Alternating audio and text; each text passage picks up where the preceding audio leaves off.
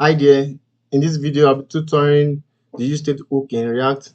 My aim is to cover every aspect of the hook thoroughly.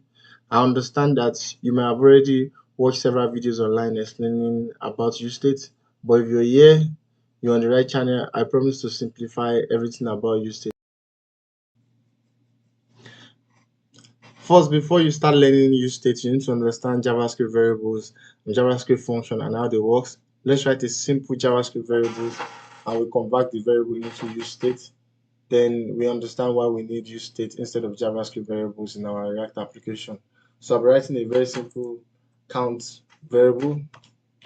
Var count is equal to 0. Then let's display the count to the screen.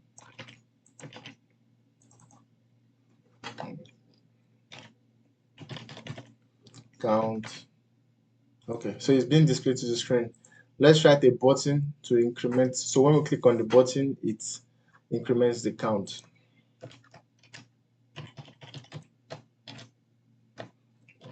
Increment count or just increment. Let's create an event on the button. A click event on the button.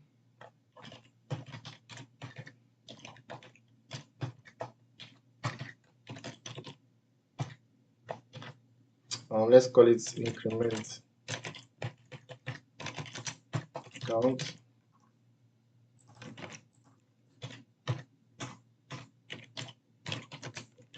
We're creating a function. I'm going to call it count is equals to count plus 1. So what we're doing here, we create a click event. So when we click on this button, it calls this function right here, then it increments the count with 1. Every time we click on the button, it's increments with 1. Okay, let me quickly add a style to the button.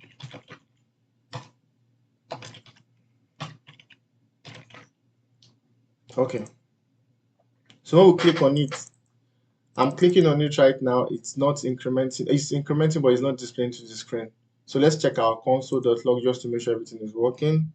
Or our developer, let's console.log and check our developer too to make sure everything is working. Count, save, open, error or close that div. Okay, close.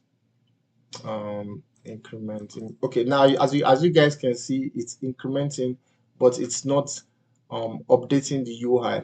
So I think this is one of the reasons why we need to understand why we need useState in our application.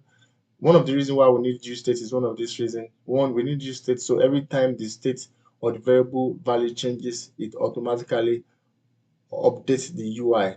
So let's convert this. Now we're going to convert this our variable into useState. So what do we do? The first thing that we need to do when we need to update our or use useState in our application. First, I'm going to comment all this out so it does not blow up our application. First, we need to import the useState hook.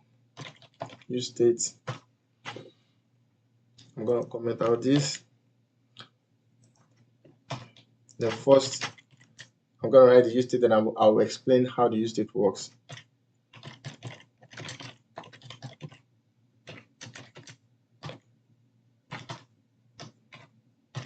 Okay. So before we continue, let me quickly explain what's going on here. So one, the count that we created before, as you can see, we have a count. So this count that we created here is now the variable now in the useState hook itself. So let's say we have the count now. This is the count, which is a variable. The set count, the second arguments that come with the useState is the function. So if you look at it, you see like we have set count, meaning that we have a function to update the count. I'm going to repeat that. We have a variable here, count.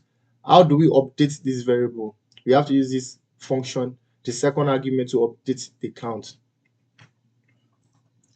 So we have this our function right here.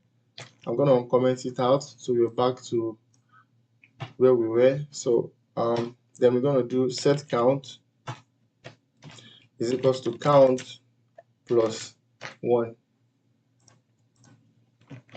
So I'm going to save.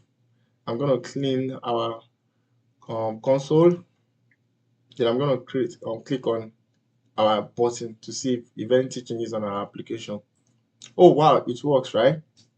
So as you guys can see, we don't need to manually update our UI.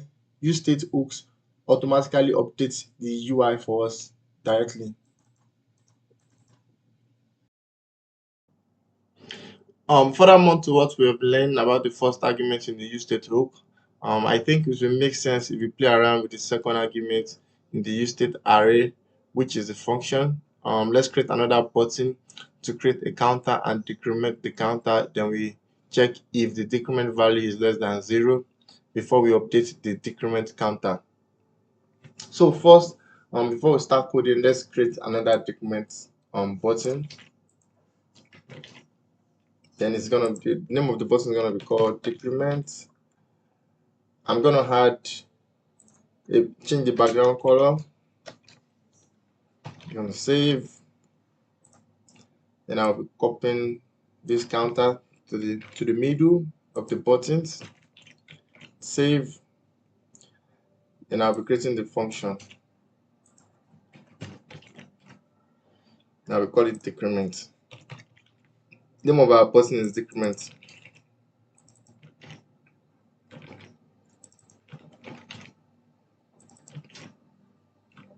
Save. Then it's gonna be minus. Okay. So let's increment, then we decrement, just to make sure our code is still working up to this stage. Decrement, decrement, decrement, decrement. As you can see, we are going to our decrement is going to less than to negative minus 0. So what of like we want to check in our set count, or in our function set count, before we update the count itself. So we're going to write a new function. We already have the function, but we're going to grab the count value, then check before we update.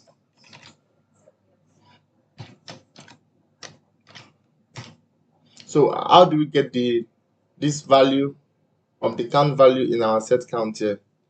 We're simply just gonna write the count value. We can call it count, you can call it anything you want. Then you can call it count value. Now we have the count value. Then let's write let's do an if statement to check count value.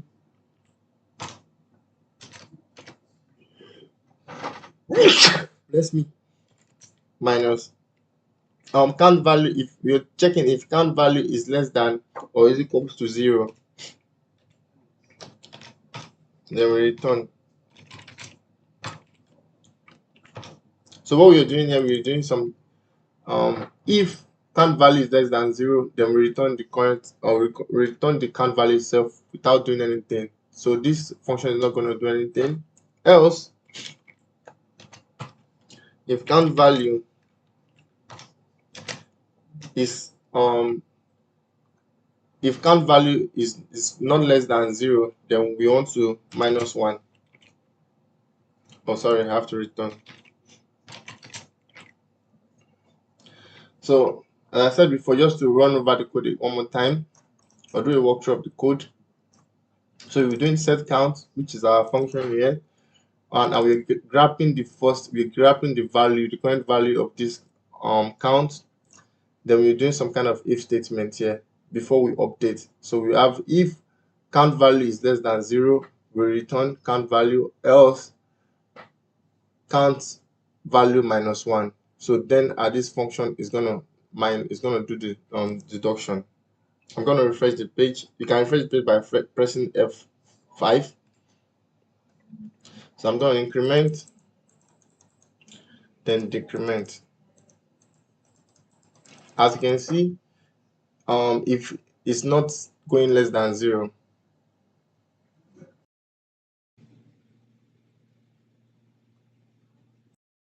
few exercises for you. I would like you to debug this code. Please remember to pause the video, find where the problem is, then solve it before you continue playing the video.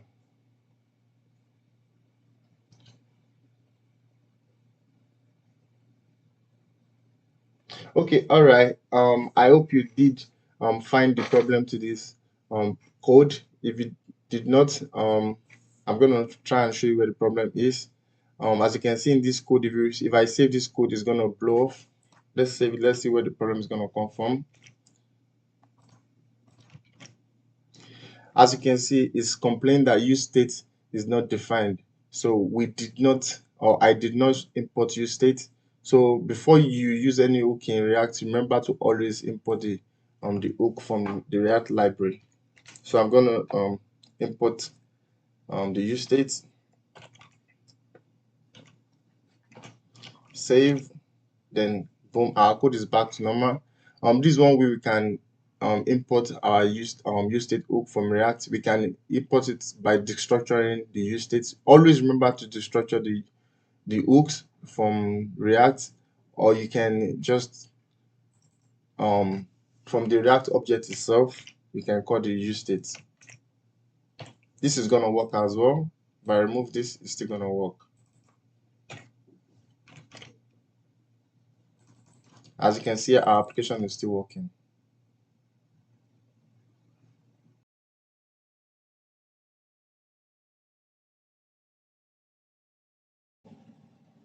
For the second exercise, starting from line 9, do you notice what's wrong with the code? Please pause the video and fix the error.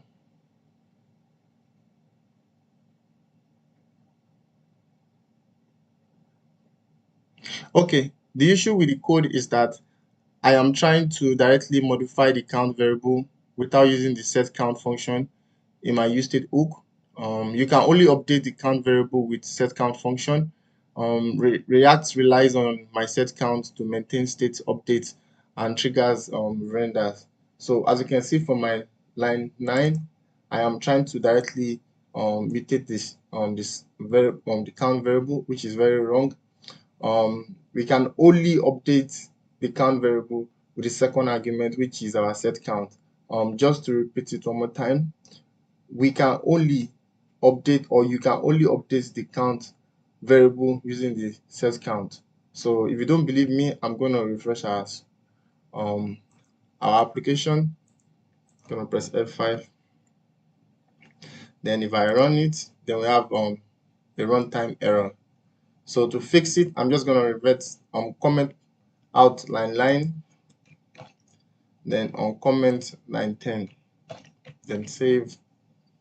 Then if I refresh our application, then now our code is back to where it was. It's now working.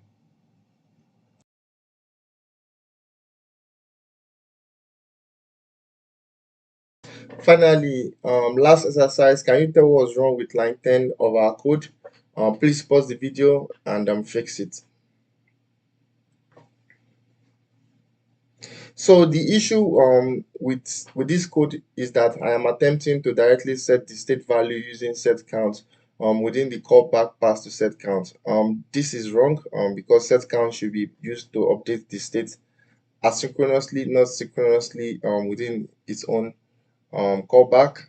So as you can see from our line 10, I have this set count into set count. Writing code like this can or will you might end up with outdated count value. So it will might cause some kind of stale state values. So I'm going to remove it and just make a return. Just going to write a return here, or just return the current value, which is count plus 1. Save. If I run our code, it should be working. F5 to refresh. Back, our code is working. So I think that's it. Thank you for watching my video to the end. I hope you gain more knowledge about useState in this video. I've also pushed my code to GitHub. Download the code and play around with it. Remember to like and subscribe to my YouTube so that I can do more. Thank you. Bye. Bye for now.